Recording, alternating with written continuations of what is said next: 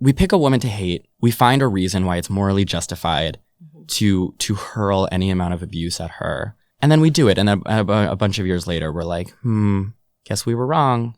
And then like 2 weeks later, we do it again.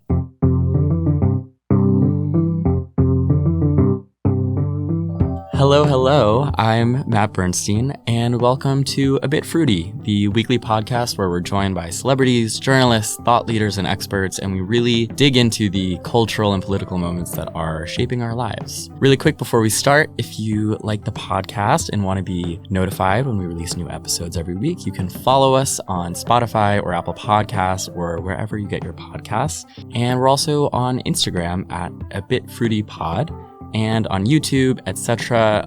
All of those links will be in the episode description. Today, we are kind of jumping straight into the deep end and talking about something that really gripped the nation and the world about a year ago, which was the Amber Heard and Johnny Depp case. And I don't just want to sit here and relive the case.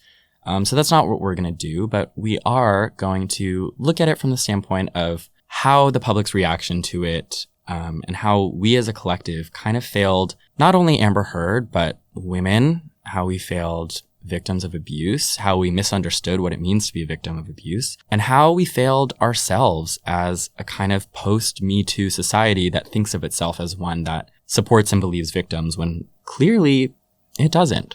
Today we're joined by my friend and someone whose work I admire so deeply. Kat Tenbarge is a tech and culture journalist at NBC News. She's covered influencer culture as well as domestic abuse and celebrity abuse trials and the way that we talk about them. She was one of the very early and more prominent voices to support Amber Heard and kind of see the trial for what it was from the beginning. And she got no shortage of backlash for that. So I'm so excited to be sitting down with you. I couldn't think of a better person to cover this with. Thank you for being here, Kat. Thank you so much for having me. And I just want to say from the beginning of this episode, you can probably tell that we are going to take the position of supporting Amber Heard because we do. And we're going to get into the nuances of what that means and supporting victims of abuse, even when you don't think that they are perfect people. Supporting victims of abuse, even if you might not like them, supporting victims of abuse who are difficult, because that's what supporting victims of abuse means. And we're going to get into all of that, but I just want to say heads up, that's where this is going. Obviously, also, we're going to be talking about domestic abuse. So if that is something that makes you uncomfortable or is triggering, just proceed with that warning.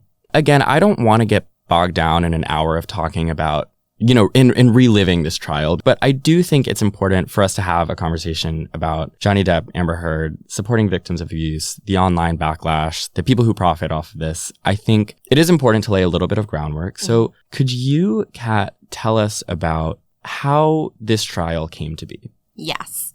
So, from my perspective, I did not know very much about Johnny Depp and Amber Heard's relationship until the defamation trial in the United States kicked off.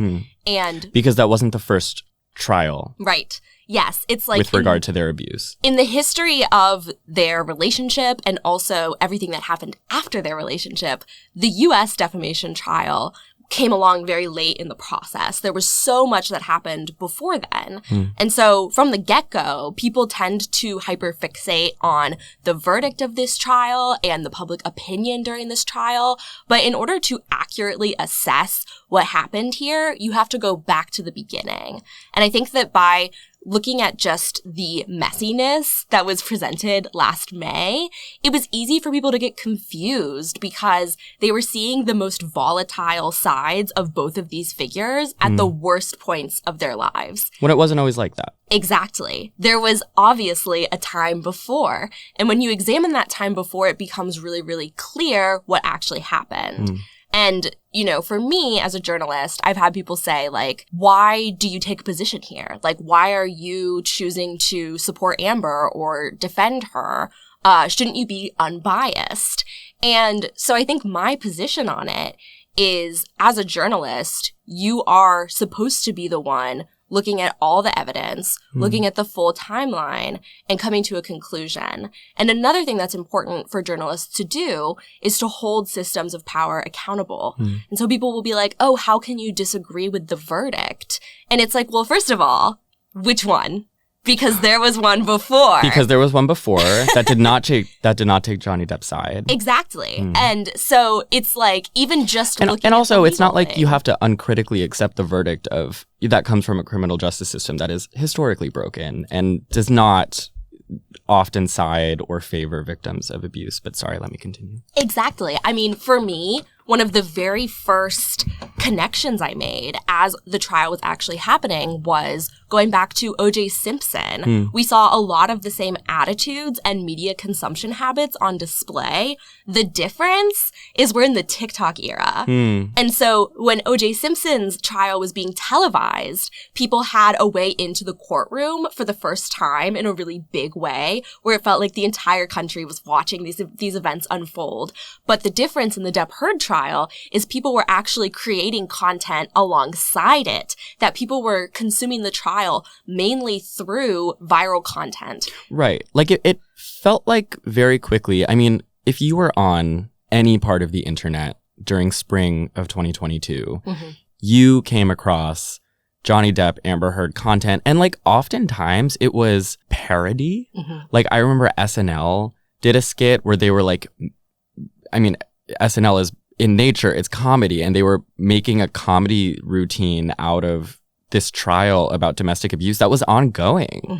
And all of this stuff. I mean, it became like these were not two human beings on the stand discussing domestic abuse. It was like a TV show that came to life that we could all participate in our own ways. And it was totally inescapable. Yeah. And Amber Heard was presented to people as a caricature of just like the worst woman who you can imagine. Because as she became a global obsession, it was 99% hatred. And so when you're aiming all of that hatred at somebody, they cease to become a human in the public eye. Like the dehumanization of Amber Heard was completely, it transformed her public perception and her public image. And so when we talk about, who lost in terms of everything, it was Amber who her public image is going to be forever tied to this. And also, she met Johnny Depp when she was like 22 years old. So her entire life from that point has been completely consumed by this man. When did they meet? How did their relationship form? How old were they at the time? Because I believe he was twice her age. Yes. And, yeah. So in 2009, Johnny Depp is already one of the most famous people on the planet. Kind of a pillar of American entertainment. Exactly. One of the most iconic actors ever, just flat out. And he was 46, and he was starting to work on a passion project of his, which was The Rum Diary. It's a 2009 movie based on a book by Hunter S. Thompson, who is a personal hero and a personal friend of Johnny Depp's. Because he's old. Like, he knows. Yes, like Johnny Depp is not a young person. Like, this is not a flourishing romance where they were both in their 20s. Exactly. He's 46 years old. He has all this money. Like, he could have been her dad. 100%. And he also had a very well-publicized history of both aggression and having a temper and sometimes a violent temper. Even if it was like destroying hotel rooms, that's still an aggressive streak. And he had talked about it at length. Like he was very open about the fact that he was willing to engage in physical violence with people. He also had a very well-publicized history of substance abuse and drug and alcohol addiction. And so you have a very volatile and very powerful man who is at that point, really, I think, at the peak of his career. He's done Jack Sparrow. Right. And so that's Johnny Depp at the outset of this relationship. And then you have Amber Heard. And Amber at that point was relatively unknown. She had very, very small roles in movies that weren't that huge. And when they were casting for this movie, initially, like, I think Scarlett Johansson and Kate Winslet or, Keira Knightley, there were other women interested who were big actresses because this was a big role. But they cast Amber. They cast her when she was 22, turning 23. Which is the age of a college graduate. The age of a college and graduate. I don't mean to infantilize her. Like, she was an adult. Yeah. But she was half his age and the age of a college graduate. Exactly. And part of the reason why they ultimately gave the role to Amber is because she was willing to do the level of nudity that the role required that some older actresses were a little scared off by. So I think that's really interesting because this is like a theme throughout their relationship is that like Depp is the only one who's allowed to sexualize her. Later in the relationship, he's telling her, you can't do roles where you take your clothes off. Like, I don't want other people to see you that way. This was a golden opportunity for her. Because I've had some people say things like, oh, well, she dated him because he was going to be great for her career. And it's like, she took this movie because it was a golden opportunity, a once-in-a-lifetime chance. She would be crazy not to take it. So, you know, her getting into that situation, it's not even viewed as a bad thing at this point. It's like, this is a high note for her. And at the time, both she and Depp were in relationships. Right. When they filmed the movie in 2009 and all the way through the beginning of their own relationship, Amber was in a relationship with her former wife, and Johnny Depp was also in a relationship with his then wife and the mother of his children. And so Amber's bisexual. Yes, Amber's bisexual. Which, like, I did not know.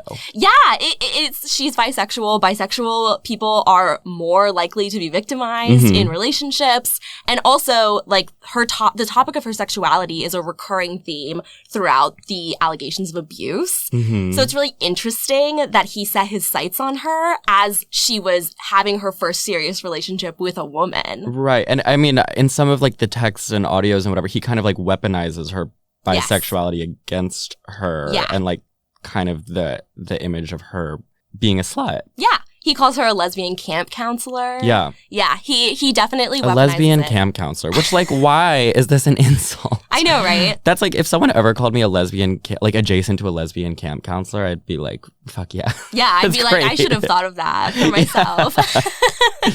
So they're both married, and how do they end up together? So at the time of filming the movie, they're filming, you know, as romantic dynamics opposite one of each other in the film. And then they go back to their lives after filming completes, and then they come back together to promote the film. And that's where both of them have said the relationship really flourished, was when they like rejoined to promote the film, and both of them ended up getting out of their relationships and they got together. And so this was 2012. Okay. At the beginning of their relationship. And so in the beginning, everything was amazing. Because that's how relationships always start. Exactly. There's a honeymoon phase. Right. And like, I think one thing that really strikes me about the relationship between Johnny and Amber is, from what you see online, you would get this impression that she's like very cynical and has always hated him. Right. But when you actually look at the relationship and how she described it and how her friends described her and how they talked about each other, she was very, very in love with him. She was arguably in love with him to a fault. Because when these signs started to emerge, her first instinct was to defend him and to protect him and to try to get him help. Right, which I imagine will later be used against her as like, well, you know, if this was so bad, then why didn't she X, Y, or Z? Exactly. Because there's no right way to be a victim in the public's eye. Right. And what really is like so frustrating about it is, from doing reporting about victims and about sexual assault and intimate partner violence, over time, the pattern that is established by all of these various perpetrators, it's like you're seeing the same things over and over again. Like, the concepts and the dynamics in the cycle of abuse are very well recognized, and they're very easy to spot if you know what to look for. And so I think the way that we publicly consumed this trial, you didn't have actual education about domestic violence being shared. Right. And you didn't actually have people who were championing Depp talking about like the misconceptions involved in domestic violence. Because if they had, it would have become clear that he wasn't a victim. Right. At what point does the relationship become abusive, and then how long is it until they separate? And then, because I know in 2018 is when we got this op-ed from Amber that then leads to everything else. Yes. So the relationship starts to deteriorate after Depp starts to use drugs and alcohol again. Mm-hmm. And this is not like disputed because as you look at how the case proceeded through the various court systems, both sides submitted just troves of evidence that had to be verified by both parties. So we have text message history, we have emails, we have transcripts of calls, we have recordings, we have all of this evidence to assess how this relationship progressed. And there were 14 examples of violence that Amber testified to in the UK. And by looking at those 14 incidents and how they were described, you can see that it was a very familiar cycle of abuse began to emerge. It started just completely out of the blue, as these types of dynamics often do. In a relationship, you have the honeymoon phase, so you're completely unsuspecting that this is going to happen. And the first thing that Amber alleged that Depp did was while they were just having a conversation, she made a joke about one of his tattoos that was actually referencing his relationship with Winona Ryder from a very long time ago. And he snapped and he hit her, she alleged. And so that was the very first moment that violence was introduced into the relationship. And from that moment on, the pattern begins. And what you see is Depp immediately apologizes and he ascribes the violence in the relationship to what he calls the monster, which is the side of him that comes out when he's abusing drugs and alcohol. Right. Like kind of distancing the person that he is from the person that he is when he's abusing her, but it's the same person. Exactly. And the way that Johnny Depp describes himself as the monster, he was doing this well before he ever even started dating Amber, because some of those things that were entered into court as evidence showed him emailing people talking about the monster before the relationship began. So like this was a part of his personal history. This was just the first time that she saw that side of him. And, one thing that I come back to a lot that is a really good resource for understanding the relationship is Amber and Johnny had a mutual friend named Io Tillett-Wright. And Io testified during the trial, so people are already familiar with him. But in 2016, he actually wrote an op-ed for Refinery 29 where he explains why he called 911 for Amber. Oh. And in this op-ed, he talks about how everyone loved him. Like, they loved Johnny. Their group of friends was really close. They lived in Johnny's penthouses. He had offered them to their group of friends to live in. They all had close relationships with him. So nobody jumped to accuse him of being an abuser. And especially Amber. Like, that's what Io says in the essay is like, she wanted to defend him. She loved him more than anyone. She made excuses for him. She wanted him to get better. And so that's why she didn't leave, because... Well, and so in getting ready for this episode, I was listening to podcasts that were released this time last year by people who were pretty uncritically covering this trial and very much from the, hashtag Amber Turd is a liar, LOLOL. And it was pretty gross to listen to the way that people trivialized what happened to her. But also people did talk about the fact that there were a lot of people in the kind of Amber Johnny orbit who were benefiting from their proximity to Johnny Depp and how he was giving them places to live, these penthouses, these houses in the hills, yada, yada. But then somehow the conclusion that people were drawing when I was listening to these podcasts from a year ago were like, so obviously Amber wanted to stay because she had a lot to gain because she was mooching off of him. And I was like, wait, that's what you're taking from this? Like, and not the fact that this would obviously make it harder for anybody to come out against Johnny Depp. Yeah. Like, it's a power dynamic, but people were covering it as like basically like, well, she's a gold digger, so abuse is kind of the price that she pays. Whoops. Also, she wasn't a gold digger. And the idea that like people come forward, I mean, and I know this has been talked about, but it really does bear mentioning. Like the idea that people, and especially women, come forward to gain something, to gain fame, to gain money. Like, we don't live in a world where that works. And that is why this does not actually happen the way that people want it to happen. Yeah.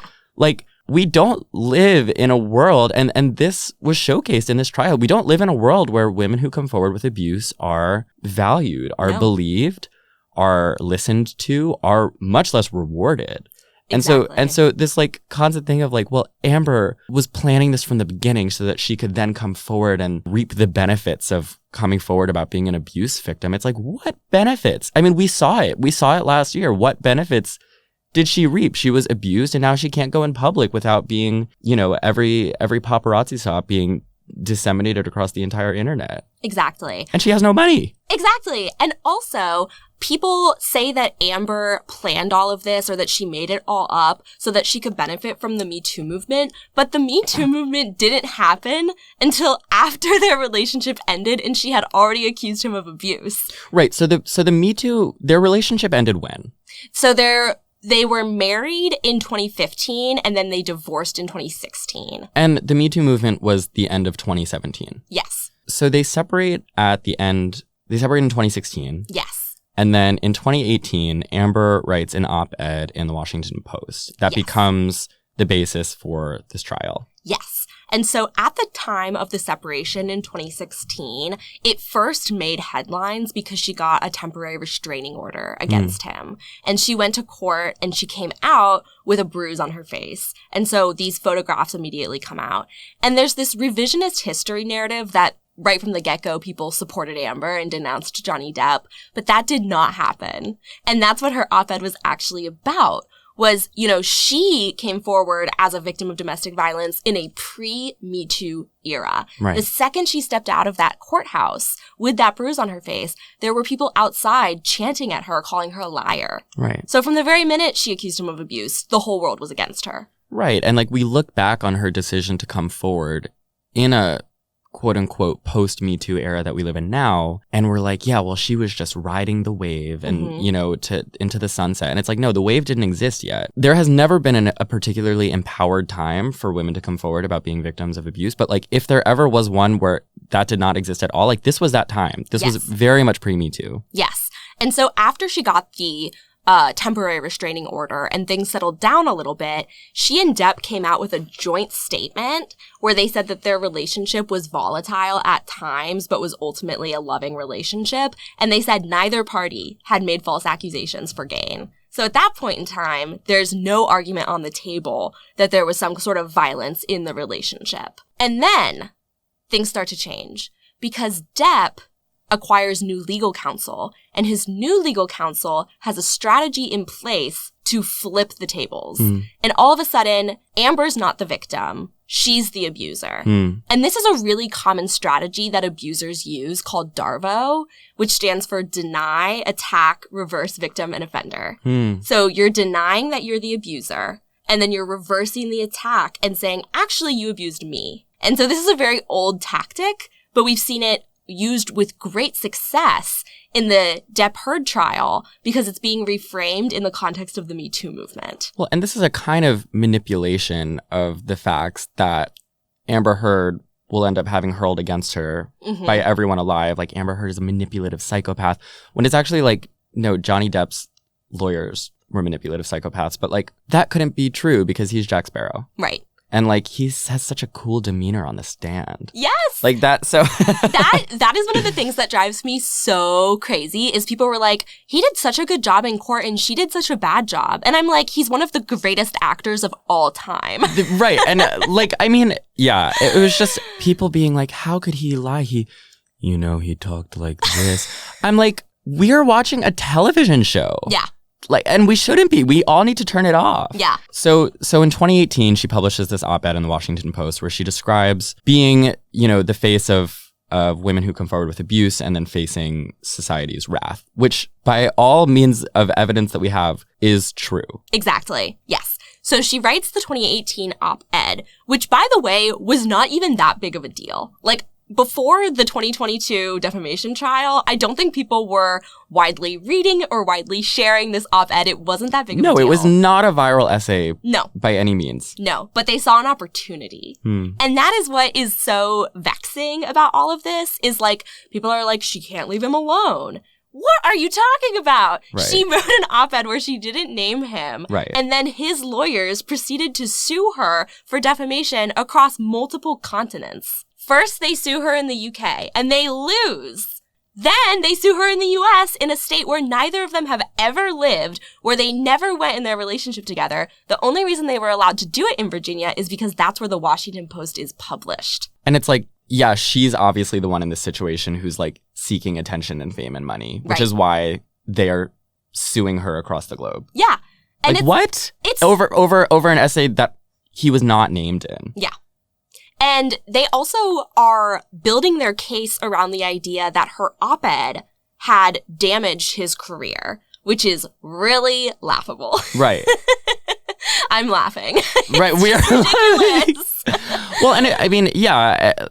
And look at their careers now also. Mm-hmm. Like, Johnny Depp is arguably more famous and loved than he's ever been in his life. Like, I'm frankly a little bit scared to put out this episode because I know that people who have Johnny Depp stan accounts are going to be in my DMs like, oh, I used to like you. He just like walked in Rihanna's Savage by Fenty show, or he was there or something. And like she, like I said, like she can't really leave her home. Yeah.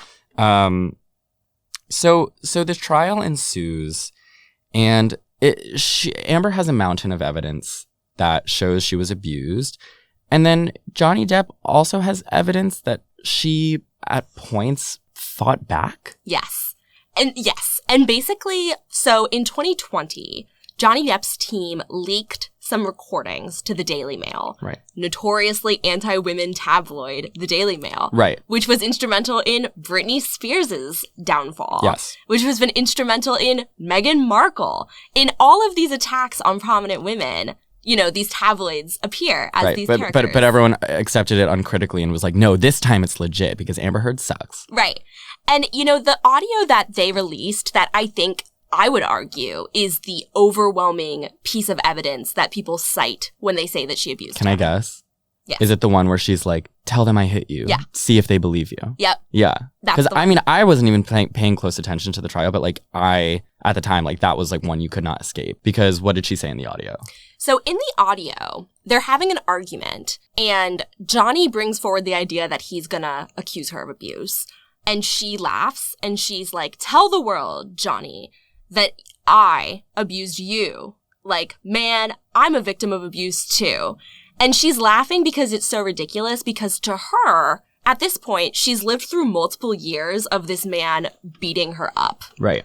And like, there are witnesses. I feel so comfortable saying that Johnny Depp beat her up because A, it was proven in court in the UK, and B, Io Tillett-Wright witnessed a bloody pillow. He witnessed clumps of hair on the floor. People witnessed Depp pushing her, shoving her, hitting her. One of her friends testified that she wrapped herself around Amber's body during one of Johnny's angry, violent outrages to protect her because it was so common in their relationship by that point that he would be beating on her. And so when she said that... Right. It's like shocking, like woman who's endured years of abuse responds to abuse in a way that isn't like super PC. Exactly. And like it is worth saying that on its face, if you look at that audio, if you listen to that audio as we all did, clipped out of context, out of the context of their years-long horrible relationship of him abusing her, yeah, like it's a bad thing to say. Like it's a bad thing to trivialize male victims of abuse. It's a bad thing to trivialize anyone's abuse, and it's a bad thing to threaten the way that society does not care about abuse victims and like weaponize that against someone who you're in an argument with. Like, but I'm not here, and I don't think you're here to argue that like that was a good thing to say. Right. It's just also not the point. Yeah. Because it's just like, by the time you get to that stage of the abusive relationship, this is extremely common victim behavior. Because it's like, when you've been in a relationship with someone for years that has been abusive, they've built an entire fake reality around you through manipulation and coercion and gaslighting. They've literally driven you insane. You've gone crazy because you've been abused for years. And so we see victims behave in ways that are being mischaracterized in the post-Me Too era. Because it's very common for victims to do things like tell their abuser, hey, like, don't leave, like screaming at them, like, don't leave, don't leave, don't leave. Because something abusers do is they give their victims the silent treatment and they stonewall them and they leave them feeling trapped. And so the behaviors that victims often engage in toward the end of the relationship, when you're just looking at them out of context, and you have an untrained sort of mind when you're looking at the abusive dynamics, you might be like, that person must be the abuser. Right. And I think something that one of perhaps the shortcomings of the Me Too movement and why it maybe didn't prepare us for this moment to believe Amber Heard is that it framed the victim versus abuser dynamic as something where, like, in order to be a victim, you must lie down and let yourself be abused. And that is sometimes the case, especially when we're talking about children who are abused, people who are entirely powerless. But it didn't really set us up for this moment to look at Amber Heard, who is being abused, and at points fought back, verbally, emotionally, physically. Like, Amber Heard behaved in ways that I'm sure she regrets at certain points, and that were unsavory and that were cruel. Yes. But that doesn't make her not a victim of abuse. Right. And that's the heart of this. Yes. We're not arguing whether or not everything she said was good and right. We're arguing that she was a victim of abuse, and she was. And there's mountains of evidence to support that. But everything became so messy, and everyone became so obsessed with dissecting every detail of everything she said on the stand, which is understandable, but because it's a court of law. But then there became these moments where, like, the poop on the bed and, like, the donation stuff and the Milani Cosmetics palette, where people found ways to find what they considered to be a lie in her testimony. And that proved that not only was she lying about whether or not she pooped on the bed or whether or not this was the exact color corrector palette she used. And we'll get into those in a second. Yeah. Because those are the few details that I do want to just, like, debunk quickly. But not only did she lie about those things, but she must be lying about everything. She must be lying about being abused at all. Yep. And therefore, anything that we, the public, say or tweet or, or any way that we abuse her is justified because she is an insane, nasty woman who is trying to ruin the life of Jack Sparrow. Yes. Exactly. And what is so hypocritical about that is when people point out the very obviously abusive things that Johnny Depp says and does, his defenders will say he's a victim, so he's allowed to do that. Like, for example, he texts his group chat and says, I want global humiliation for Amber. He plots it all out, and that's exactly what he got. Of course. It was global humiliation. Did he say he wanted to, like, rape her dead body or something? Yeah. And you bring up those text messages and you're like, hey, is it appropriate for someone to talk about their partner this way? And people will, with a straight face, be like, he was being abused, so that makes it okay. But right, where the same logic cannot be applied to Amber, who, like, at one point made an off-color remark about, how the world wouldn't believe Johnny. Yeah. Because she was actually being abused for years on end. And of course she was in a moment of desperation. And I'm not saying what she said was right, but she said it. And we're like, yeah, she was a victim of abuse. That's how she was behaving. And people were like, nope. But Jack Sparrow, sorry, I gotta stop calling him Jack Sparrow. But, like, let's get into three of, I feel like, the big moments that people turned into, like, internet sensations in order to harass and abuse her, because apparently she was a manipulative, lying psychopath. So the first one is Amber Turd. Yes. So do you want to catch us up on Amber Turd? Yes. And I had to. This is actually so interesting because, like, so many people knew about the trial but didn't know all the details. And one of my friends didn't realize that Amber Turd was supposed to refer to her actually shitting in his bed. Right. I just thought it was a nasty nickname that people gave to her. It was like, haha, turd rhymes with herd. I did not realize there was a detail about shit in a bed. Yes. I was like really thrown off when I heard about this because it is bizarre. Like, let me say that up front. Like, this is a bizarre detail. Yes. Which is why it made for such great content. Yes. And it's so bizarre that I think people were just like, it has to be true. Right. So do you want to explain what? Let's get into it. Let's get into Amber Turd. Let's get into it because let's examine this allegation that Amber Heard pooped in Johnny Depp's bed. Right. And we'll start with Johnny Depp and what he has had to say about this very topic. Because well before the trial, Johnny Depp once texted his assistant and asked him to shit in the doorway of Amber's room so that she would come across a giant turd. Oh.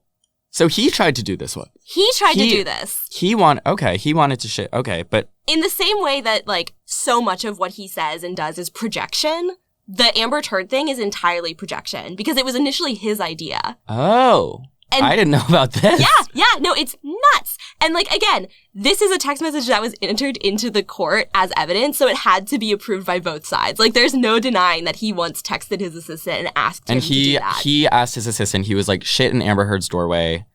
I want her to encounter human feces. Yeah, he was like, this will be so funny. Okay, so, but that's not what we actually talked about with Amber Turd. Yes. So the Amber Turd allegations. So okay, there was shit in the bed. We've talked about this. Like, yes. There's a photo of the shit in the bed. The bed that Johnny and Amber slept in together, there was fecal matter. Yes. I feel so ridiculous trying to talk about this. I know. There was shit in the bed. Yeah. One morning. Yes. And the housekeeper found it. Yes. And so Johnny accuses this of being Amber or one of her friends. Okay. And so that's where it started. It was after a night where they had been fighting, right? Yes. Right. Yeah. And he wasn't there because that's like a key detail. Okay. And the judge in the UK case brought this up because he was like, why would Amber or one of her friends do this if Johnny wasn't even going to be there? Right. So Johnny and his team claim, Johnny and Amber had a really bad fight the night before. Mm-hmm. Johnny stormed out. Mm-hmm. He was going to sleep at one of his other mansions that night. And Amber was so pissed at him that she shit in his bed. Yeah. And the housekeeper found it in the morning. And this was framed as like Amber Heard is insane. Yes. And she shit in his bed to get back at him after they fought. Yeah. Which, like, I have questions about. I mean, I've seen a picture of the shit. Like, yeah. I'm not, a forensic expert in like examining where shit comes from and whether, because they had a dog and people said that it was the dog. Yes. Or was it the dog or was it Amber? But like, there was shit in the bed. The thing that doesn't make sense to me is that if Johnny wasn't going to be there, then why would Amber do this as some act of revenge? Yes. If you're going to shit in someone's bed to make their life miserable, shouldn't you shit in the bed that they're sleeping in? Like, Johnny wasn't there. Exactly. And, like, the most important context... I'm just saying, if I were to shit in someone's bed, which, like, who's to say? The cherry on the top is they have this dog who has a long track record of shitting on the bed. But people are like, no, it couldn't have been the dog. It's definitely Amber because she's crazy. Right. There's literally a text message that Amber had sent to one of Johnny's employees after one night where they woke up and Amber texts him and is like, boo, shit all over Johnny. I'm not even kidding. She shit all over him in the middle of the night. These are the details that people really sunk their teeth into when they were, when influencers, podcasters, everyday people on Twitter, whatever, people in the news, when they were painting her as this like manipulative, insane woman. Yeah. Who could never have been abused. Like, these are the details that they used to paint her as that. And understandably so, because like, it is comically ridiculous. Like, the idea of someone shitting in their partner's bed. Yeah. Like, it's like out of a movie. Yes. And I guess on this detail, we don't know ultimately if it was the dog or if it was Amber or one of Amber's friends. But worst case scenario, like, if it was Amber who shit in the bed, an unsavory act, sure. But like, does it matter? No. Does it matter? Does it tell us anything about her being a liar, about being abused? Like, that's the thing that doesn't really make sense to me. No. It's just a way to, I think, further dehumanize her. And it also strips away, I think, a quality that could have been used to her advantage, which is that she's a really beautiful woman. And so this is something that's really interesting because people actually are slightly prejudiced against beautiful women. This is a real thing. Like, there are real studies that show, whether it's because of intimidation or jealousy or sexualization, whatever it is, people are less likely to view a beautiful woman as credible or a victim. Oh.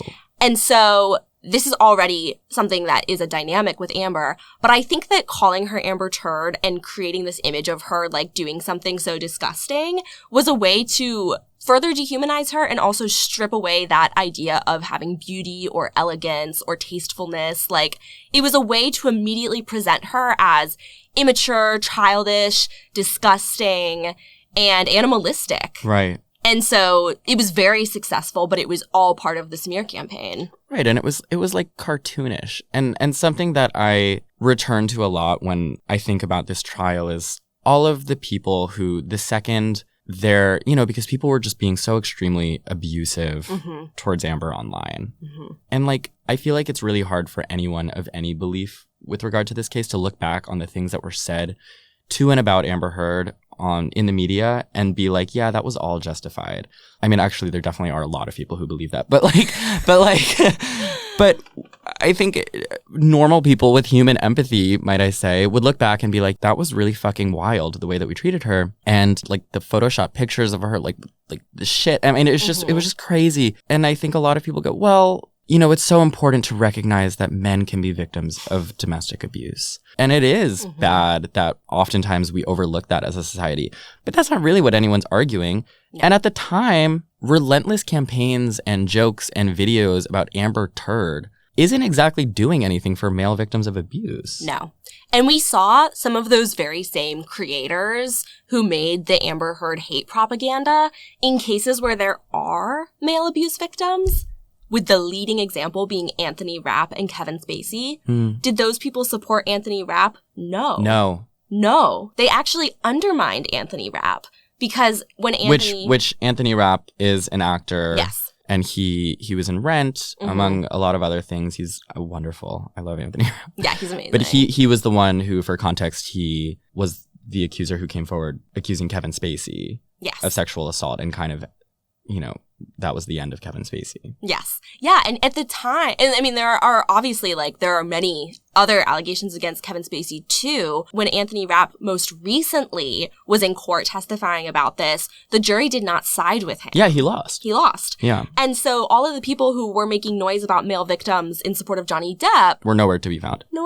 Yeah. If, you know, people want to talk about what this was really about, like, I don't think it was about supporting male victims of abuse. No.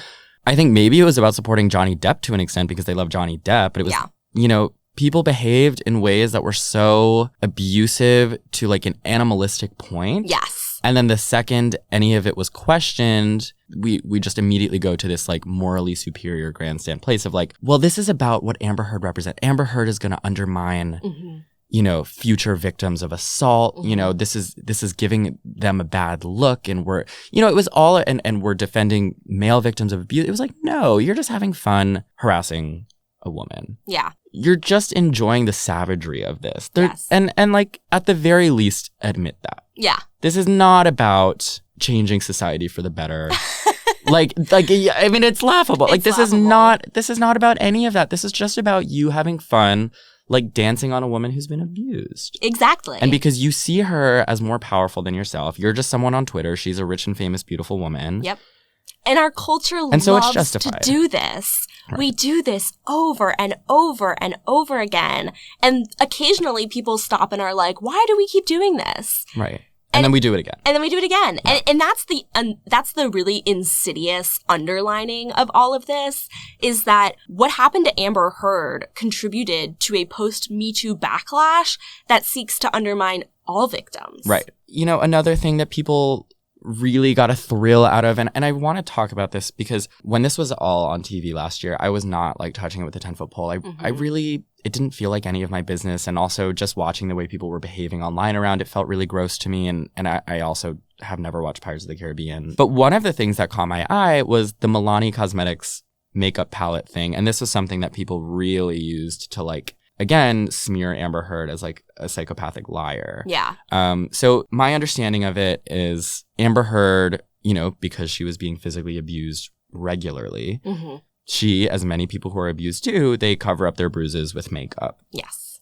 And so her lawyer held up in court a color corrector / like concealer palette by the brand Milani Cosmetics, and was like, this is like the palette that she used to hide her bruises. Obviously, that is not the exact palette, like the physically exact palette that Amber was using, but people immediately on social media were like, wait a minute, that's not the palette she was using. That's a newer palette. When all that they meant was like this, and I think she ended up on the stand to be like, this is like the palette that I was using. Yes. It was a color correcting palette. Yes. It was a concealer palette. Like, similar to this one. Yeah. Milani Cosmetics on TikTok, they, you know what I'm going to say? Yep. The brand made a TikTok where they had some corporate employees from Milani showing, you know, a screenshot of the palette, the Milani color correcting palette that was held up in court. And then to the tune in the background of like, we're international super spies, like, you know, that song. Yep. they basically did this like kind of spy movie reenactment where they looked back and they said, they showed that the exact palette that was held up in court came out in 2017. Mm-hmm. You know, that model of that concealer palette came out in 2017. So therefore, it couldn't have been the one that Amber was using to cover up the bruises she got from her abusive partner. Which, like, first of all, even if they were claiming that was the exact palette, which they weren't, like, why the fuck is a brand cashing in on this moment? Like, while the trial is still going on, because that TikTok got millions of views and thousands and thousands and thousands and thousands of comments being like, oh my God, Milani, you ate her up. Like all of, like, gonna go buy Milani now. And I'm like, truly fuck this cosmetics corporation for viewing the seriousness of this moment and being like, you know what? Content. Yeah. That drove me insane. It was really, really wild, I think, the examples that we saw of companies and entities trying to use this moment to their advantage and profit off of it. And at the end of the day, it's just like you said, this became a huge moment in the trial and how the public consumed it, rather than Amber had witnesses who testified to covering up her bruises. Amber had witnesses testifying to, I literally saw him abuse her. Right. And but that was far less interesting than like a Milani Super Spies TikTok. Yeah. And that's what I mean. Like, this wasn't a trial in a court. This was a trial by TikTok. It was. And we all suffered because of it. Yeah. Like, collectively. Yeah. And then the last one, fuck Milani Cosmetics. Like, can I just say, like, fuck Milani Cosmetics? I've never bought it again since then. And I used to buy it. I don't know if I ever did. There are way better drugstore brands. There are. Yeah. Maybelline is kind of... I'm a Maybelline girly. Go to. And then the third kind of thing that we need to debunk, because it was a huge part of this, was the donation scandal. So do you want to explain that? Yes. So again, and like, this is a common theme, is people seizing on details that are extremely unrelated to the claims. So initially, when she first got that temporary restraining order, you saw Depp's side indicate like, oh, Amber is just making salacious claims to try to get a bigger divorce settlement. And so because of that, like many women who are abused, Amber asked to not get spousal support. So she actually was entitled to a lot of money, and she declined it. When they got divorced. When they got divorced, yes. However, in the divorce proceedings, she was supposed to get a $7 million settlement, which would be paid, this is key, which would be paid in installments. So Depp didn't have to give her a $7 million lump sum. Right. He had to pay it over time. Right. And so her public statement was that she would be giving it to charity. Right. Because she wanted to show from the beginning, like, this is not about money. Yes. I'm not trying to get rich off this. Yeah, and also in the divorce, all she kept were the dogs. He kept the vehicles, the houses, the private island. Right. And again, she's literally entitled. And they didn't have a prenup, so she was entitled to a lot more. She was entitled to all of this. She could have taken all of it. Right. She's the worst gold digger in the world. Right. Well, and that's the thing. I mean, so much of Johnny Depp's fan base, this was all predicated on the notion that she wanted money. And the reason that she had lied and the reason that she did all of it is because, like, she is a gold digger. We're like, if she was a gold digger, I mean, like, she did not do a good job of gold digging. Exactly. So she does make a payment to the children's hospital. I think it's the children's hospital in LA, right, which is part of the emotional propaganda against Amber Heard, is like she withheld this money from sick and dying children. Right. And they're saying that she lied. And what's the difference between donation and pledging? Right. Because she pledged to give them the installments of her divorce settlement as they came in. Right. And people were like, oh, but the check she wrote wasn't for $7 million. It was only for like, the total came out to like $1-something million. Yeah. And it's like, well, yeah, that's all the money that she had received at that point. Right. And then people were saying that because she did not send them $7 million, that this was evidence that she was fraudulent. She was trying to, by talking about that she was giving money to charity, she was framing herself as this like philanthropic individual who wasn't in it for the money, but that actually she was lying about all of that, and she was going to give a little bit of money and then keep the rest. When in actuality, my understanding is that not only did she not have the rest because it was being paid to her in installments, but also at this point, like, Johnny Depp's legal team is now hounding her. Yes. And so a lot of the money that she is receiving has to go to her own legal counsel to defend herself. Exactly. Which she did not foresee. And correct me if I'm wrong, but didn't she reach out to the Children's Hospital or wherever else she was supposed to give money to and be like, hey, yes, my finances aren't looking the way that I thought they were going to look because now I need to defend myself against all this legal bullshit. Yes. So sorry, like the money isn't going to come in as smoothly as I thought it was going to. Exactly. But that's not how the public received this. The public received this as she said she was going to give money to poor and sick and dying children. Mm-hmm. She lied. She kept it for herself so she could go buy like 100 Chanel bags. Yeah. And Amber Heard is a liar and insane. And it's like, what? That's not what happened. It's not what happened. And it's just so twisted. And like part of the manipulation from Depp himself, because it's like his abusive strategies include gaslighting. And now the entire public has joined in on the gaslighting because he's the reason why she couldn't make this donation in full. Right. And they're blaming her. Because he was suing the fuck out of her. Exactly. And like that's and to be clear, if she had withheld money that she said she was going to donate because she wanted to buy a bunch of handbags and houses and cars and get rich, do I think it would have been a pretty awful thing to do? Like, yeah, I do. That would be really shitty. Does it have anything to do with the fact that she was abused? Does it make her a liar about the abuse? No. Right. It has nothing to do with that. And like, I between the Milani thing and this and the shit, it's like people were looking at these details, particularly this one about the donations, that had this was about her activities completely outside of whether or not she was abused. And yet people were like, well, if we make up some story about how she had a plan from the beginning to cash in on this whole thing, to cash in on the divorce, to cash in on the abuse. If that was true and that she lied about this and that she lied about giving money to the Children's Hospital, then she lied about everything. Yeah. When like she could have lied. I don't think she did lie about the money in the charity situation, but she could have lied about it. Mm-hmm. And it would have made her like a reasonably shitty person, but it would not have made her any less of a victim of abuse. Absolutely. And like, I want people to really think about it and like think to yourself, put yourself in the shoes of a predator. If you are a predator and you are seeking out someone to abuse, you are going to seek out vulnerabilities, different types of vulnerabilities. You're going to seek out ways that will make someone easy to be manipulated.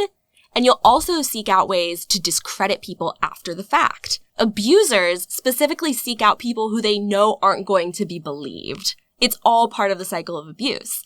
And just because somebody is a criminal, a liar, mentally ill, an abuser themselves, none of that disqualifies you from being a victim. In fact, people who are mentally ill are more likely to be victimized because of this reason. And I think this brings us to the myth of the perfect victim, because Amber Heard, after enduring years of abuse, behaved in ways, you know, emotionally, verbally, physically, in ways that I think most people would disagree with, in ways that were cruel, in ways that I'm sure she regrets.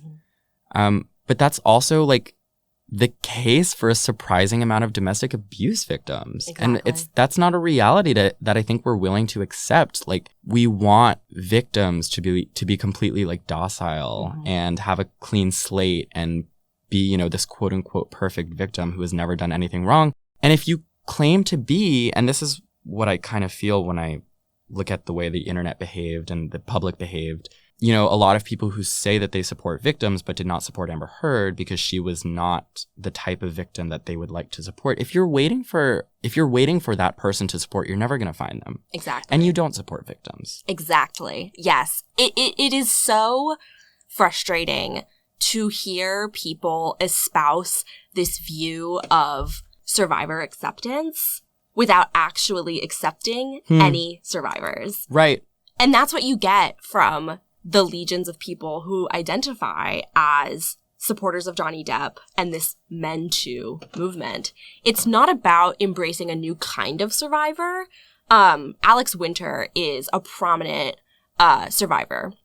And he's talked about how in the Me Too movement, there was already space for male survivors. We don't need to have a backlash against the Me Too movement in order to make space for male survivors. Right. What the backlash is doing is it is essentially a scaled up effort of DARVO in which we are actually going against the victims. Right. And we're taking the abusers and we're falsely positioning them as the true victims, which is extremely dangerous. Yeah. Obviously. Rain Fisher Kwan, who is a writer and a feminist who I think is just brilliant and also 21 years old, which is insane. She wrote in her Substack essay about this 2 quotes that I'm going to read.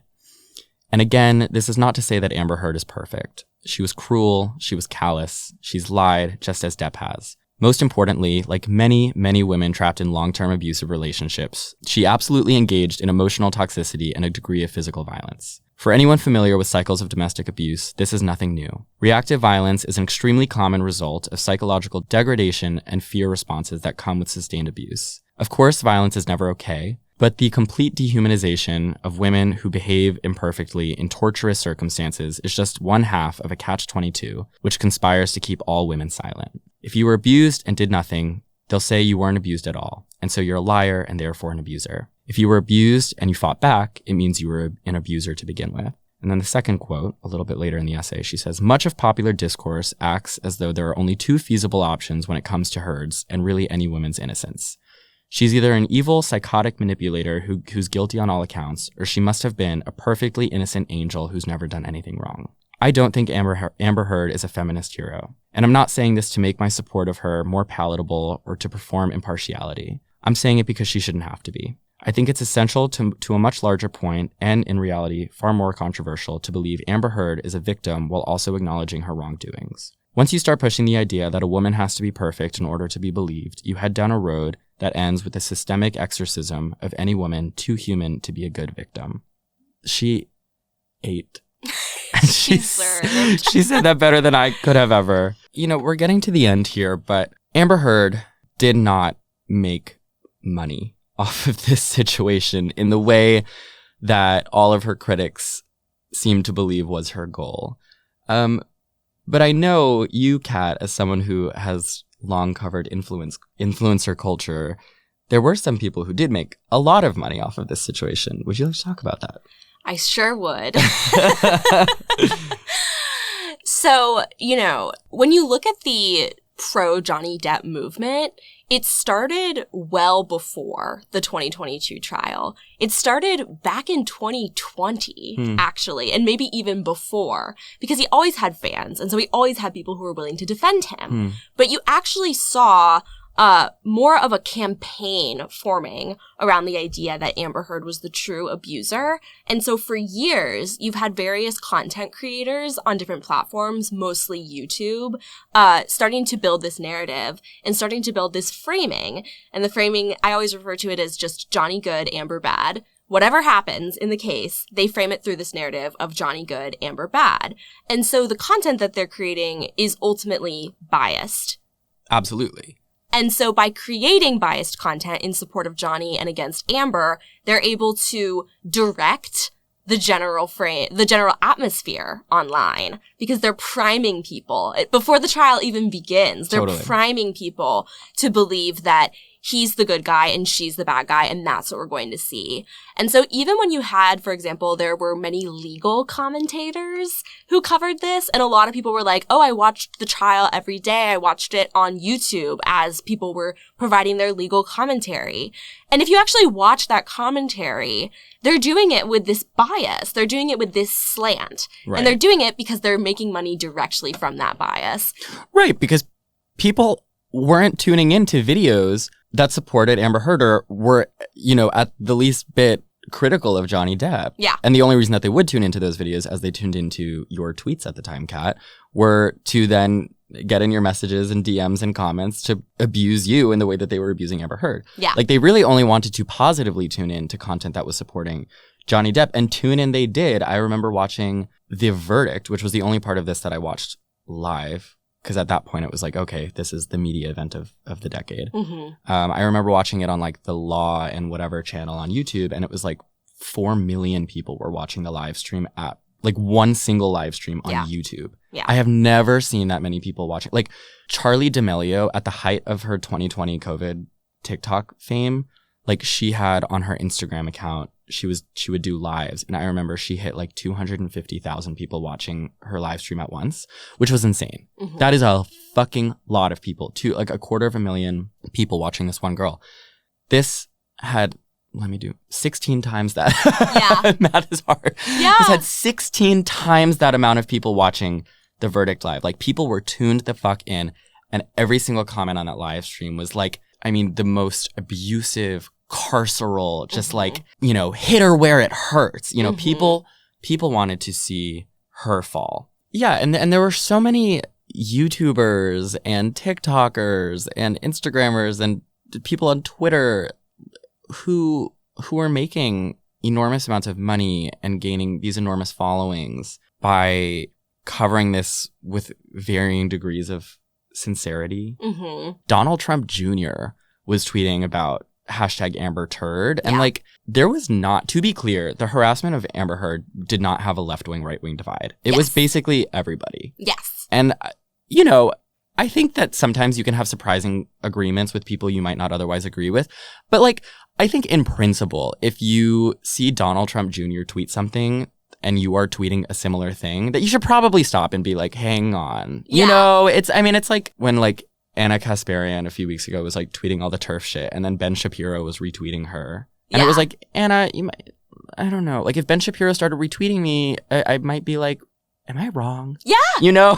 Like, exactly. Which, like, a surprisingly small amount of people were considering, like, maybe I'm wrong. Maybe I'm adding to something. Yeah. Maybe I'm piling onto something that is bad. And in a year, will be discussed on a podcast as being bad. What was interesting to me was a lot of this content that was being generated, right? Like, it brought this incredibly serious thing, which was domestic abuse, and it used the details of the case, you know, the Milani palette, the cartoonishly ridiculous, like, poop story, and it used those details to kind of turn this into, like, not a story about real people being abused, not a real woman being abused, but, like, a TV show that we could like extract content out of. Yeah. And what's interesting to me is like recently, so if you're listening, I don't know how many of you consume beauty content heavily, but like I have since the early aughts, I have since like the early days of pre-bi sister Tati Westbrook. Like I'm tuned the fuck into that. And so recently there was Mascara Gate, who, if you didn't catch wind of it, it was Michaela Nogueira, who's the biggest beauty TikToker, who allegedly, I mean, no, it was pretty obvious. She did an ad for a L'Oreal mascara where at the end of the ad, she had clearly applied false eyelashes to make it look like the mascara was doing a little more work than it was actually doing.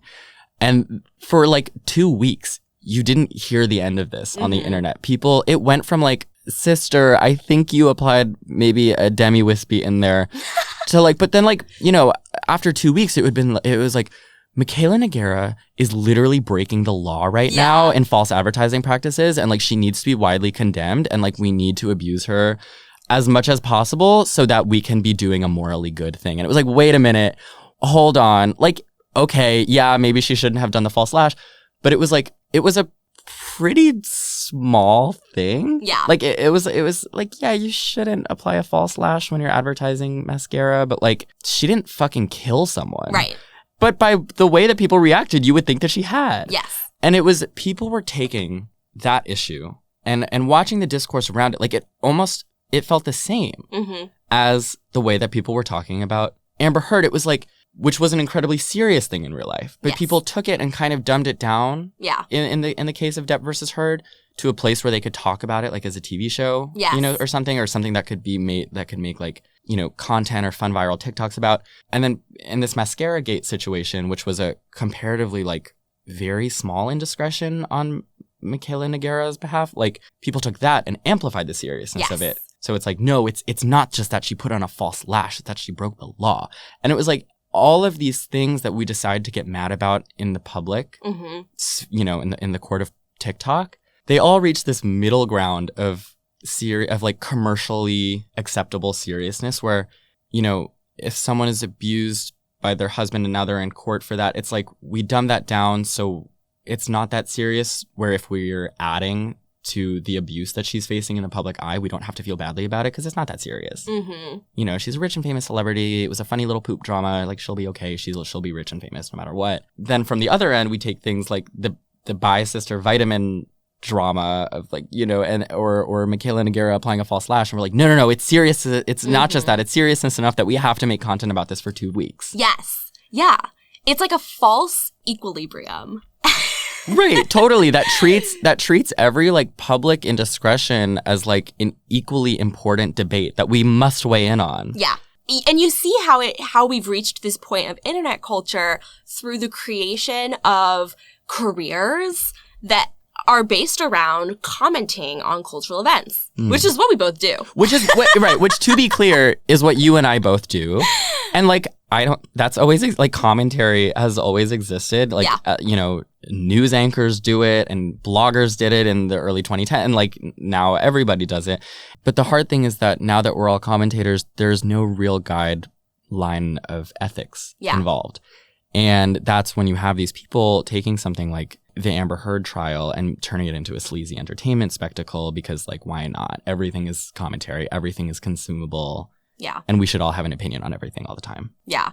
And I think that in the Amber Heard trial, everybody failed here. Like, I'm a representative of the media, and I think that the media failed drastically. What ended up happening is that the first media outlets to really dive into the details were tabloids. Yep. And they did it irresponsibly, and they did it in a biased way. Yeah. And then the people who picked up on that were the content creators.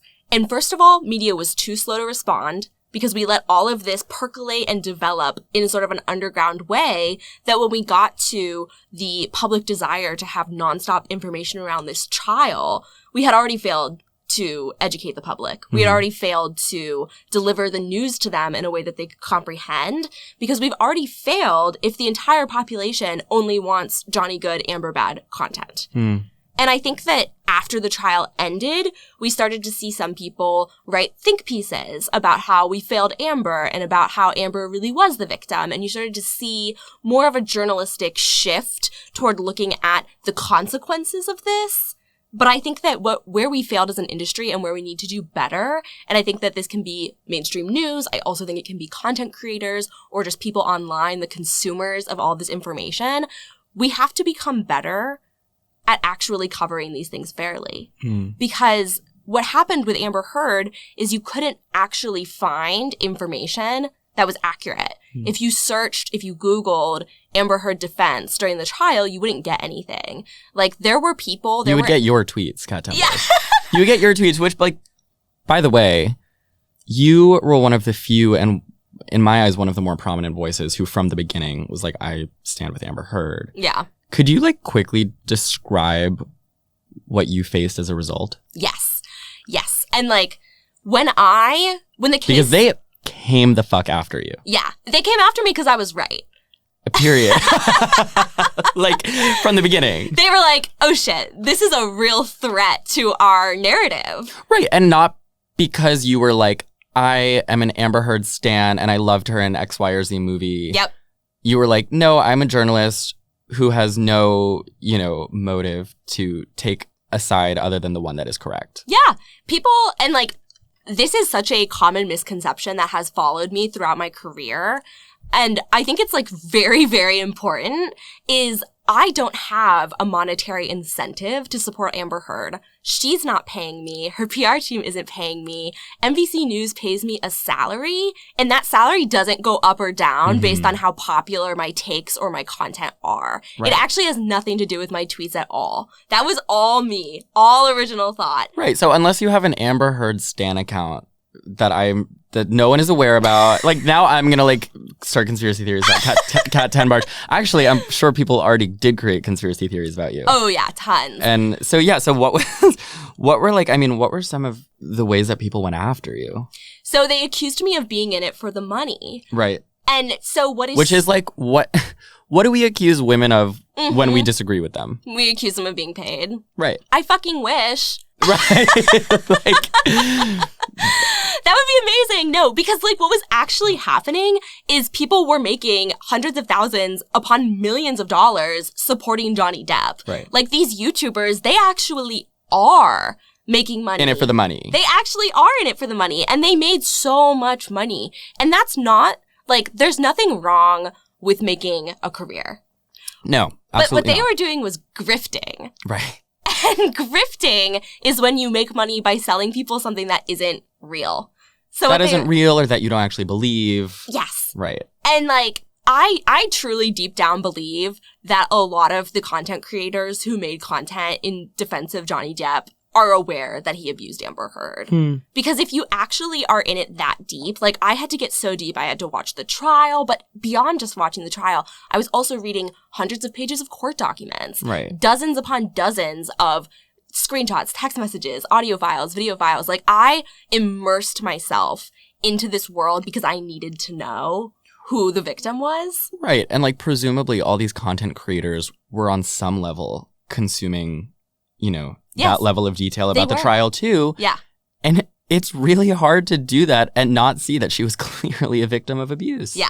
And so I believe that they know that she is a victim. And I think that for some of these content creators, their motives are really clear because some of them are misogynistic men who are seeking to create a world where female victims aren't believed. Right. And some of the content creators are abusers themselves. I remember you turning off your replies on Twitter, which is, you know, it's what we do when we're getting dogpiled. Yeah, I got dogpiled. People created a petition to get me fired that has almost 2,000 signatures. Oh, wow. And NBC was like, we don't fucking care. Like, yeah, I mean, NBC didn't give a shit. They're just like, they're so above it. Right. Like, I don't think people understand that. Like, people genuinely think that they can get me fired. And don't get me wrong. Kat Tenbarge claims to be invincible. Well, let's wipe the smirk off of her face. Yeah, literally. That's literally what they're gonna do. But no, they've already tried so hard. Like, so many groups of people have tried to undermine me. And it's like, it's the same thing that they did to Amber. You know, they make shit up. There was an Instagram account with like over 1 million followers that posted a spam email that claimed that I worked for Amber Heard. Oh my God. And just like making shit up. Just making shit up. Because when you don't have actual ammo against people, you just make shit up. You just make shit up. I mean, I was not creating content around this at all because I didn't really know what the fuck was going on. The only tweet, and I was looking back this morning at like, I was like, did I talk about this at the time? I think I made maybe a tweet about the Milani TikTok about how it pissed me off, but like maybe I think I deleted it because even that was like too much of a sin in the eyes of Johnny Depp fans. But the one tweet that I did still have up, I tweeted that the SNL skit was inappropriate. Yeah. I said something to the effect of like, regardless of how you feel about this case, like, why are we making SNL skits about like a domestic abuse situation where the trial's still ongoing, yada yada. And like even that, like people were in my replies like, well, but Johnny Depp's a victim, and so male victims, and I'm like, but what does that have to do with an SNL skit? Yeah. The very first thing that I ever posted about the trial, because I kind of wanted to just step into like, not the deep end, the shallow end. Right. The first thing I said was just that I was watching the trial and I was watching her witnesses and I thought that they were good. That's all I said. Yeah, and people were like, kill yourself. Literally. Yeah. Kill yourself in the name of like preventing abuse. Right. Like, that's really what it was. Yeah. You know, we're talking about this a year later. In some ways, the dust has settled, kind of. In other ways, it hasn't. You know, he's more popular, arguably, than he's ever been. She's kind of in tatters. And I've seen online a bit of a shift. There's definitely more people now being like, I think I was wrong, or I was wrong, but I'm not sure how. I saw a tweet the other day that was like, I feel guilty about the way that I participated in the Amber Heard pylon. Can someone explain to me why I was wrong? Because I have a feeling in my gut that I was. Yeah. And I'm starting to see more of that, which is good. And it's also, I mean, it's what we're doing here today. Yeah. We're kind of looking at this for how it actually happened and not, you know, the mess of trying to speak to it at the time, which some people like Rain Fisher Kwan and yourself did and got, you know, an unimaginable amount of backlash for. But the thing is, like, we always do this, where we look back on the way we treated, you know, especially women in the public eye. We did this with Britney Spears. We did this with Janet Jackson and the Super Bowl. You know, Tanya Harding in the 90s.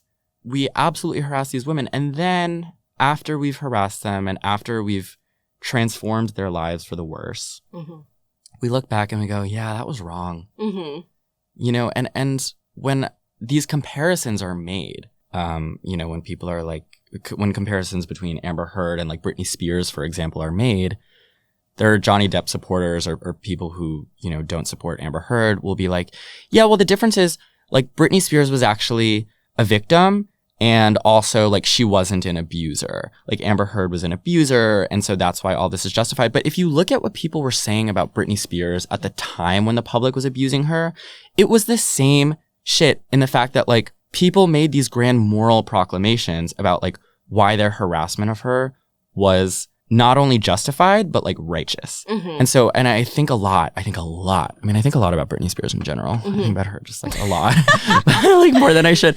But I think a lot about the Diane Sawyer interview that she did. Oh, yeah. When the public was starting to turn on her in a really huge way. And she was like fucking like 20 years old or something. But in it, Diane Sawyer is like addressing that with her. And she plays an audio recording where the wife of the former governor of Maryland says that if she could shoot Britney Spears, she would, which is such a jarring thing to hear. And you would be crazy to think that that would be included in any way other than to be like, wow, isn't that crazy, Britney? Like, how do you feel about these people harassing you? But after the audio plays, Britney goes, oh, wow, that's horrible. I can't believe she'd say that about me. And Diane Sawyer immediately goes, because of how hard you make it to raise kids when you're always on the TV. And, you know, everyone's now feeling like they should dress like you. Britney Spears has upset a lot of mothers in this country, starting with the wife of the governor of Maryland, who appeared at an anti-violence rally. And, well, listen to what she said. Really, if I had an opportunity to shoot Britney Spears, I think I would. Oh, that's horrible. That's really bad. Because of the example for kids and how hard it is to be a parent and keep all of this away from your kids. Well, that's really sad that she said that. Ew. You know what? Like, I'm not here to, you know, babysit her kid. Like, it's immediately turned into this moral thing of like, well, but you make it really hard to be a parent of children. Yeah. Because now they want to wear like low-waisted pants or something. Yeah. And so, no. Like, Britney Spears was not like this perfect victim at the time. Yeah. Like, because like I said, like the perfect victim of abuse, and I know it's a different kind of abuse. Like, I'm not saying that what she went through in the public is the same, but there are parallels with Amber Heard and with all the other women that we do this to, where we pick a woman to hate, we find a reason why it's morally justified to hurl any amount of abuse at her. And then we do it. And then a bunch of years later, we're like, guess we were wrong. And then like 2 weeks later, we do it again. And like, how do we stop ourselves? That is a really good question. Yeah. I don't know if you have the answer. I think that for me, the big shift was the Depp Heard case, because I think that it made me realize the extent to which misogyny goes unchecked and how when we confront these issues of misogyny, we still blame women. And I think that we're even going to see that with Amber because, you know, as the backlash to Amber was occurring, people said things like, you're making it harder for real victims. Right. Which was another like morally superior proclamation of like, my abuse of Amber is justified because she's making it harder for real survivors. Yes. And what those people are doing when they say that, like that phrase in itself is the antithesis of what helps survivors. Because Amber Heard is a survivor. Right. So when you say that Amber Heard's making it harder for real survivors, anyone whose experiences align with Amber now feels like they can't consider themselves a survivor. Right. Anyone who ever fought back. Yeah. And I've seen this, you know, in my work. I've seen both victims of celebrities and victims of just average, ordinary people. All of them face added stigma because of this case. And I know for a fact that there are victims of celebrities who have decided not to come forward because of what happened to Amber. They don't want to be the next Amber. So that's a real chilling effect. And then on top of that, when you have the cultural phenomenon of the way that this case was consumed, now we have a machine that is ready to find its next target. And so in the year following the trial, we saw this machine turn on other women and people. Yeah. We saw it on TikTok, on YouTube, on social media, in real life. Like, it's the same misogynistic pattern being applied over and over again to different situations. Right, which brings me to my last kind of question for you, which is, you know, a lot of people listening are probably like how I was the first time I heard about this airing, which was like, I don't really care about the court trials of rich and famous white people, which is like a very understandable thing. Like, and in general, like, I don't. Like, you know, and you could say like, well, I'm not really a fan of Johnny Depp and I don't really care much about Amber Heard. Why should I care about any of this? Why should I care about Brad Pitt and Angelina Jolie? Why, you know, Marilyn Manson? Like, this all has nothing to do with me, and all of these people will be rich forever, so who cares? Why should people care? Because I think that they should. Yeah. And this is like kind of a question that I think gets to the heart of cultural criticism and cultural reporting, which is that our pop culture informs the way we think about the world. Right. It informs the way we treat each other, and it informs our opinions and our knowledge. And so most people aren't taking classes to understand domestic violence. Most people aren't reading books. Right. They learn about domestic violence through watching a YouTube video about Johnny Depp and Amber Heard. Exactly. And so that's the real danger here, is that it is a trickle-down effect far beyond just Amber and Johnny. We see, you know, examples of abusive men referring to their girlfriends or their partners as Amber Heard. Amber Heard 2.0 Amber Heard was 2.0. trending, right, like almost immediately after, about like another woman. Yes. And when we have these bad misconceptions around domestic violence, and when we have this myth of the perfect victim, which ensures that a woman will never be believed, and we combine that with the TikTok outrage machine, what we're now seeing is the Amber Heard effect, not just happening to celebrities, but it's happening to regular people who have no desire to have their life blown up and commented on by millions of people. You know, there are TikToks now of abusive men who are not famous, but they're taking the Johnny Depp playbook and they're smearing their victims online. And we see viral outrage coalescing around people who aren't even famous. Right, towards people who are not Amber Heard, towards people who aren't famous, who aren't well connected with, you know, legal teams. Yeah. They're just people like you and I. Yeah. And I've spoken to people where it's like, they're not the victim being abused, but they are their best friend or they are their sister. And their like abuser has a viral TikTok or something. Yes. And it's like, coming from an outsider perspective, like I've spoken to women who defended Johnny Depp and are now seeing their own friend or sister be torn apart on the internet by the same mob. And you see that realization over time that these attitudes aren't reserved for just the rich and famous. They also affect everyone. And so you could be Amber Heard. Right. Any of us could be Amber Heard. Right. Any of your loved ones could be Amber Heard. And Amber Heard with significantly less resources. Yes. To deal with the fallout. It really is important to correct the record of how we should think about this, because how a lot of people did think about this is now allowing regular women to just feel the wrath of a culture that does not accept and believe survivors of abuse. Yeah. I feel like if I could distill one thing in the population to take away from all of this, is that in an abusive relationship, there is a perpetrator and a victim. Like, regardless of whether you like either of those individuals, one of them is a victim and one of them is a perpetrator. And you cannot like Amber Heard while still acknowledging that she's a victim.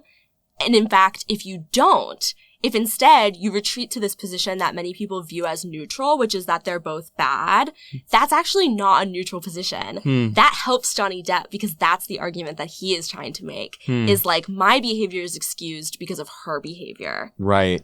And so when we view both of them as bad, we're ensuring that the cycle of abuse will be perpetuated. And so that's what I would want people to take away from this, is like, they're not both bad. You don't have to support them. You don't have to talk about it. You don't have to make it a focal point of your life. But don't look at abusive situations as like, oh, everybody involved is culpable, because there always is a victim. And the victim is Amber Heard. And the victim is Amber Heard. Kat, you are 25? Yes. And so unbelievably wise beyond your years. I mean, it's been such a pleasure. Thank you for coming today. Thank you so much for having me. Where can people find you and support your work? So you can follow me on Twitter, which I highly recommend. I'm on Twitter, and I'm now on Blue Sky at Kat Tenbarge. And you can also find my author profile linked there to read my NBC News coverage. Is Blue Sky going to succeed? I hope so. We don't really know. If you enjoyed this episode, I would love if you could give it a share to a friend, your mom, your uncle who had a lot to say about Johnny Depp, or someone you know with a Johnny Depp Stan account, or whoever might gain something from listening to it. I hope you enjoy it. I hope you learned something. I definitely did. If you like this podcast, if you want to hear more, you can follow us on whatever app you use to get your podcast, Spotify, Apple Podcasts, whatever. I'm a Spotify girl through and through, but you do you. If you have 5 seconds or less, you could give us a rating. That would really help us out, and it takes no time at all. If you didn't like this episode, do not give us a rating. I would really appreciate that. And thank you so much for listening. I really, really do appreciate it. Until next week, stay fruity.